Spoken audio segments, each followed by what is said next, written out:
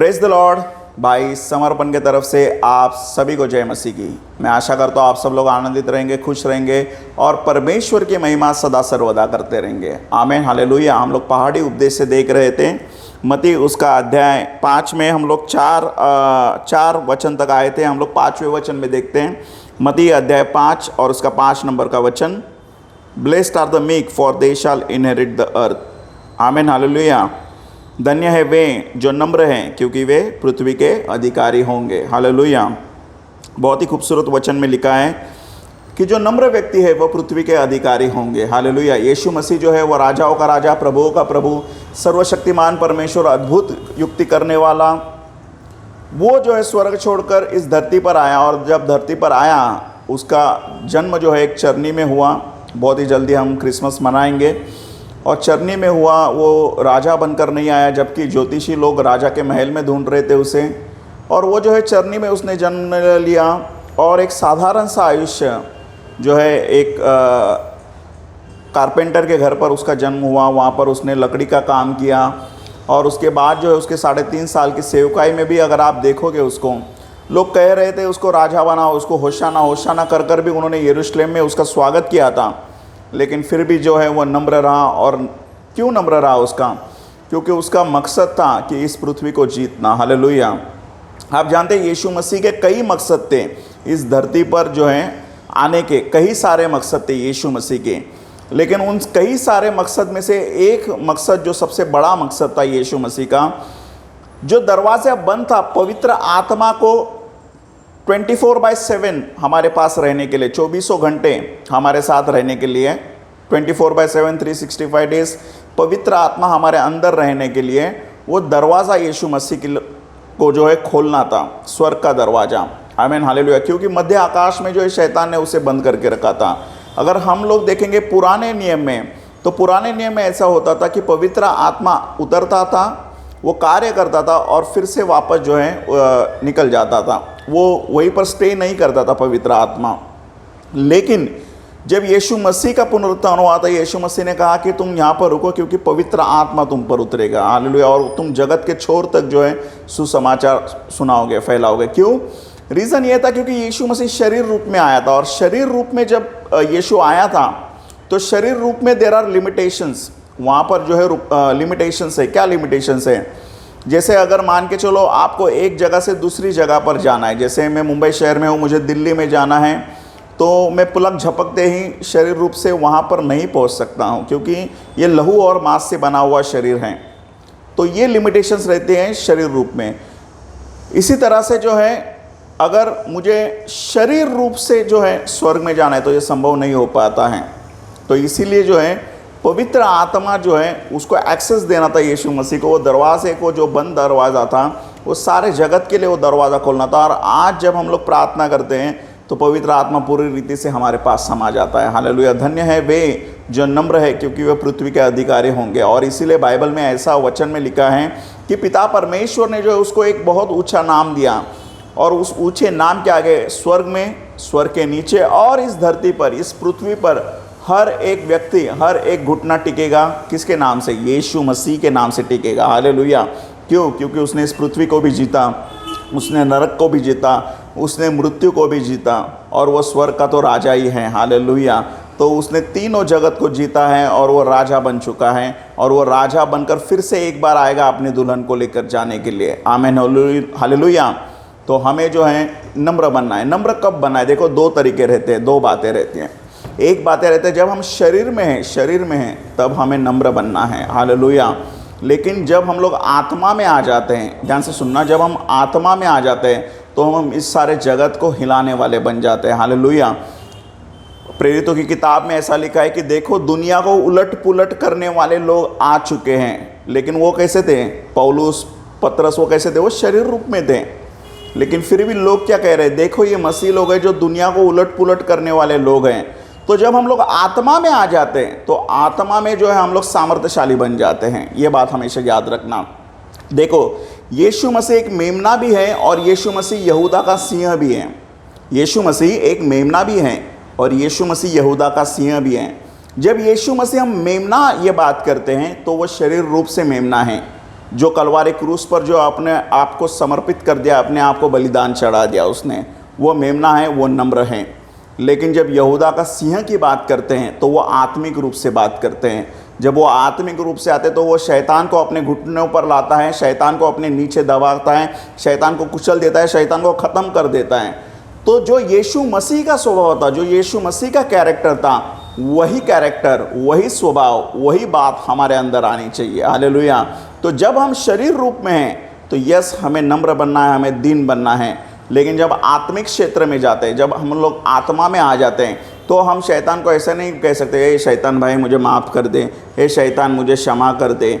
ऐसा नहीं कह सकते हम लोग, ऐसा ज़रा भी नहीं कहना हमको। बल्कि हमें कहना है कि हे शैतान, मैं तुझे यीशु के नाम से डांटता हूँ, मेरे ज़िंदगी से, मेरे विचार से, मेरे मन से, मेरे भावना से, मेरे हृदय से, मेरे घर से, मेरे परिवार से, मेरे देश से, इस दुनिया से जो है निकल जा। सिर्फ़ और सिर्फ यीशु मसीह का राज है मेरे ऊपर, मेरे देश के ऊपर। हम उसे डांट सकते हैं, हम उसे चिल्ला सकते हैं, हम उसे नीचे झुका सकते हैं यीशु के नाम से। कब? जब हम लोग आत्मा में हैं तभी। अगर हम लोग शरीर में रहेंगे, इसीलिए बाइबल में वचन में ऐसे लिखा है कि हमारा जो मल्लयुद्ध है वो लहू और मांस से मल्लयुद्ध नहीं है करके। तो अगर हम लहू और मांस से लड़ने जाए तो क्या हो जाएगा? हम लोग हार जाएंगे, हम लोग हार जाएंगे लहू और मांस से लड़ने जाए तो। क्यों? क्योंकि हमारा मल्लयुद्ध लहू और मांस से नहीं है। हमारा मल्लयुद्ध जो है वो आत्मिक मल्लयुद्ध है। हमारे जो हथियार है वो आत्मिक हथियार है, हमेशा याद रखना। हमारे हथियार जो दिए हैं परमेश्वर ने, वो आत्मिक हथियार दिए हैं। वो आत्मिक हथियार जो हैं वो शरीर रूप के हथियार में काम में नहीं आएंगे, हमेशा याद रखना। जैसे उदाहरण के लिए मैं आपको कहता हूँ कि अगर मान के चलो युद्ध हुआ, जैसे कि युद्ध होता ही रहता है। अभी आप देखिए इजराइल और पैलेस्टीन, उनके बीच में युद्ध चालू है। अगर युद्ध चल रहा है, दो सेनाओं के बीच में युद्ध चल रहा है आज 2023 में मान के चलो, और उदाहरण के लिए मैं कह रहा हूँ कि मान के चलो पाकिस्तान की सेना आ रही है इंडिया के खिलाफ लड़ने के लिए, इंडिया की सेना जा रही है पाकिस्तान के खिलाफ लड़ने के लिए।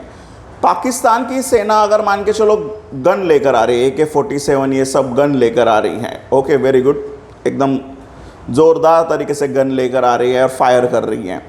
और अपोजिट में हम लोग हैं, मान के चलो इंडियन सैनिक हैं, और इंडियन सैनिक बोलेंगे कि चलो हम लोग तलवार लेकर जाते हैं, हम लोग ढाल लेकर जाते हैं, चलो वो लोग गोली चलाएंगे, हम लोग तलवार चलाएंगे।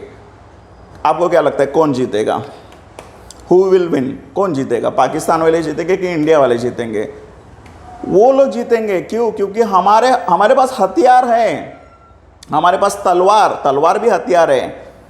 वो शायद 200 साल पहले काम में आता था, लेकिन आज काम में नहीं आएगा। वो 200 साल पहले काम में आता था, तलवार से ही लड़ाई लड़ी जाती थी।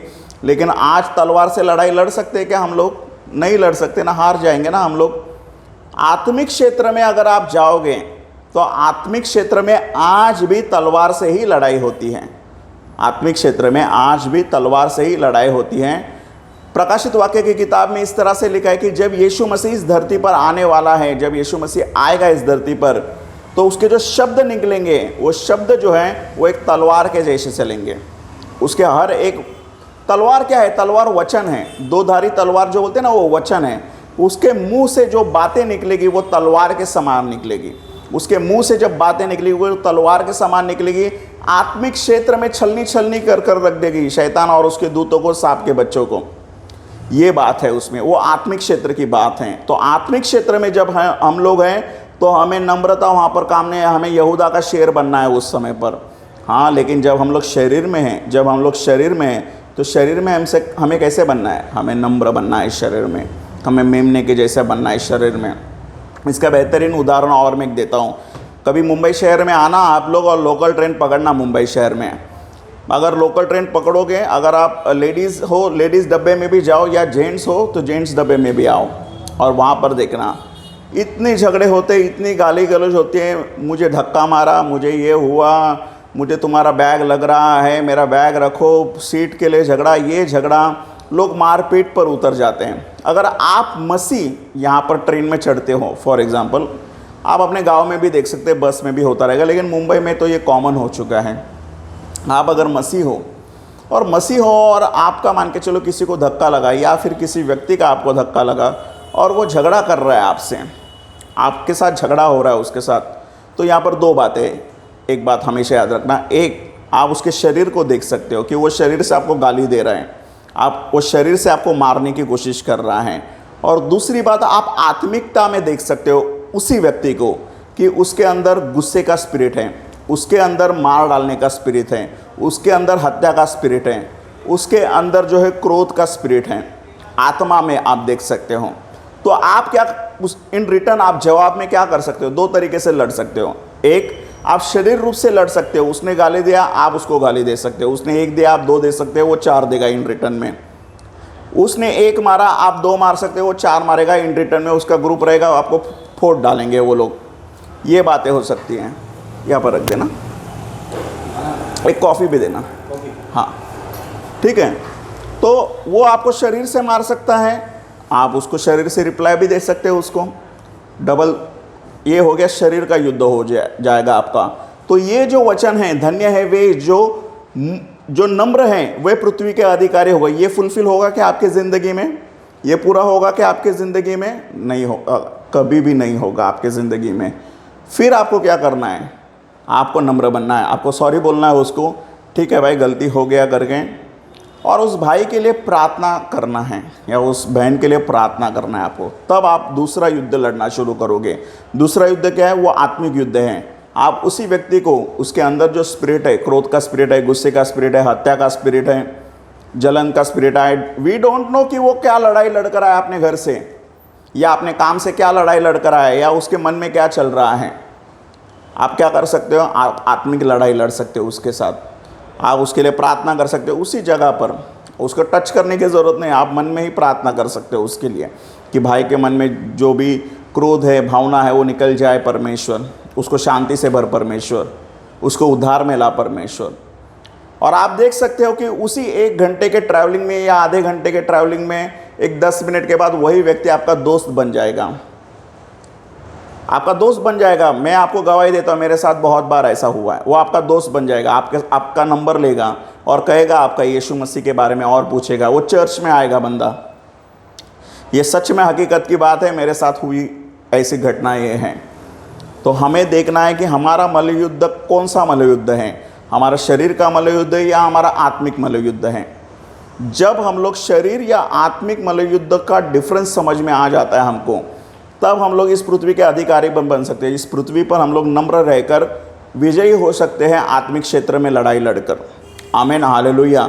ये बहुत ही महत्वपूर्ण बात हो जाती है एक मसीह व्यक्ति के लिए, एक मसीह भाई के लिए, एक मसीह बहन के लिए। ये बहुत ही महत्वपूर्ण बात हो जाती है। जब भी कोई आपसे झगड़ा कर रहा है या आपको नीचे कर रहा है या आपके ऊपर झूठे आरोप लगा रहा है, बहुत सारी गहराई की बातें हैं। मत्ती की किताब में जो पहाड़ी संदेश है, उसमें हमें इन वचनों को ध्यान से पढ़ना है, ध्यान से समझना है। जब यीशु मसीह कह रहा है कि नम्र बनना है, हमें पृथ्वी का अधिकारी बनना है ना, हमें स्वर्ग का अधिकारी तो हम लोग ऑलरेडी हैं, आत्मिक क्षेत्र में हम लोग अधिकारी हैं। We have to be the conqueror of this earth. अब जब इस पृथ्वी के, इस मिट्टी के अधिकारी बनना है, तो ये जो मिट्टी है, ये जो शरीर जो है, ये मिट्टी है। इस मिट्टी पर भी हमको जो है अधिकार रखना है। और मिट्टी पर अधिकार हम लोग कैसे रखेंगे? जब हम लोग नम्र बनेंगे। इस मिट्टी में, इस शरीर में हम लोग नम्र बनेंगे। और जब लड़ाई शरीर की चल रही है, वहाँ पर युद्ध चल रहा है शरीर का, गाली गलौज चल रही है, वहाँ पर मारा पीटी चल रही है, तब हमें शरीर से ही नहीं लड़ना है। वहाँ पर जाकर, वहाँ पर हमें नम्र बनना है शरीर में। और जब हम शरीर में बनोगे, हम इन रिटर्न जवाब दे सकते हैं मेरे आत्मिक क्षेत्र से, हमारे आत्मिक क्षेत्र से हम लोग लड़ाई लड़ सकते हैं। और तब हम लोग विजयी हो सकते हैं, उसी व्यक्ति पर हम लोग विजयी हो सकते हैं, उसी भाई बहन पर हम लोग विजयी हो सकते हैं। ये बात है। देखो, पौलुस जो था, पौलुस वो शारीरिक लड़ाई लड़ रहा था। जब वो शाऊल था, तभी क्या था? वो शारीरिक लड़ाई लड़ रहा था। वो मारता था, पीटता था, मसीह लोगों को मार पीट करता था। जब स्तिफनस को पथराव हुआ था, तभी वो पौलुस वहीं पर था। लेकिन जब उसको ये पता चला कि यीशु मसीह सच्चा और जीवित परमेश्वर है, उसने उद्धारकर्ता करके स्वीकार किया। और जब वो यीशु मसीह की सेवकाई करने के लिए निकल पड़ा है, तो आप जानते हो कि यीशु मसीह को 39 कोड़ों के फटके मिले थे, 39। पौलुस को 39 कोड़ों के फटके 5 बार मिले हैं, ऐसा बाइबल में लिखा है। उसको इतना मारा गया, इतना पीटा गया है पौलुस को, लेकिन कभी भी उसने पलट कर वो लोग मार रहे तो पलट कर उसने मारा नहीं उनको। क्यों उसने मारा नहीं? क्योंकि वो जान चुका था कि धन्य है वे जो नम्र है, वे पृथ्वी का अधिकारी होंगे। आमीन, हालेलुया। तो ये बात है, तो हमें नम्र बनना है, हमें धार्मिकता से चलना है। हाँ, लेकिन जहाँ पर गलत चीज़ें हैं वहाँ पर हमें क्या करना है? हमें हमारे आत्मिक क्षेत्र में जो है उन्हें डांटना है, उस शैतान को डांटना है, और तब जाकर हम लोग विजयी हो सकते हैं। यह आत्मा और शरीर के बीच का डिफरेंस है। हालेलुया। मैं आशा करता हूँ ये संदेश आपको समझ में आ रहेगा। अगर आपने इस संदेश को सीखा है, समझा है, कोई बातें आपको नहीं लगी रहेगी, आप ज़रूर आमीन लिखना कमेंट में, और ज़रूर इस संदेश को आगे बढ़ाना। और जिस तरह से हम लोग जानते हैं कि आने वाले दिन में देखो, आज क्रिसमस, अभी दिसंबर महीना चल रहा है, क्रिसमस का सीज़न है। अगला साल जो आएगा 2024 से मैं एक बात कहना चाहता हूँ, 2024 जून महीने से 2024 जून महीना 2024 से लेकर 2030 जून महीने तक, ये जो 7 साल रहेंगे इस भारत देश में, एक आत्मिक क्षेत्र में कैलेंडर चेंज होने जा रहे हैं।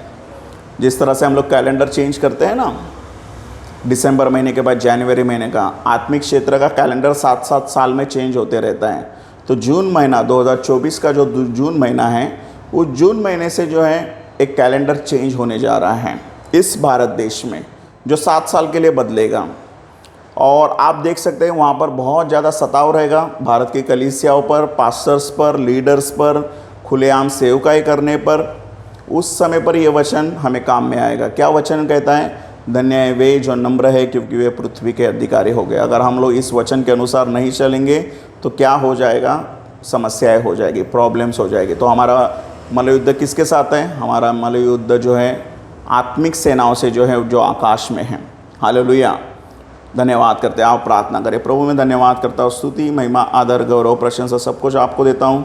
धन्यवाद करता हूँ परमेश्वर, पिता परमेश्वर, हमें अनुग्रह दीजिए परमेश्वर, कि हम लोग परमेश्वर इस वचन के अनुसार परमेश्वर नम्र व्यक्ति बने परमेश्वर, और हम लोग पृथ्वी के अधिकारी बने परमेश्वर। हमारे सारे पापों को, सारे गलतियों को, सारे गुनाहों को क्षमा करिए परमेश्वर, और आप हमें आशीषित करिए। आपने ऐसा किया है, इसके लिए मैं धन्यवाद करता हूँ।